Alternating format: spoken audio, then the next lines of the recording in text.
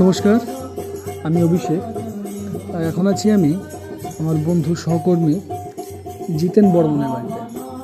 আজ তার বাড়ি জিতে অষ্টমী উপলক্ষে তৃতীয়া পূজা। এটা আমার লাইফে প্রথমবার দেখা। এখন পর্যন্ত আমার সৌভাগ্য হয়ে ওঠেনি এই পুজোয় অংশগ্রহণ করার। অনেক অনেক ধন্যবাদ দাদা জিতেন বর্মনকে, যিনি আমাকে এই পুজোয় অংশগ্রহণ করার সুযোগ করে দিয়েছেন। আমার পুজোটা দেখে সত্যি অন্তত ভালো লাগতেছিল। পাড়ার কাকা কাকিরা এবং বাকি সকলেই নানান সাজে গান বাজনার মধ্যে আনন্দিত করে তুলেছে পুজো মণ্ডপে। ছোটো ছোটো বাচ্চারা নানানভাবে সেজে এসেছে, গান বাজনা করছে।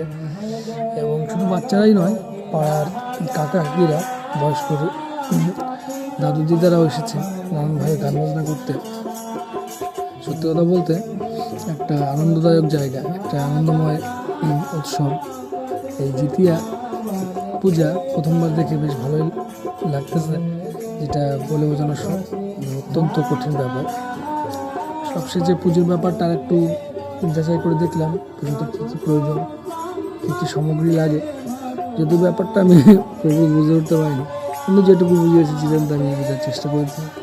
এটা বুঝতে পারলাম পুজোটা অত্যন্ত গুরুত্বপূর্ণ।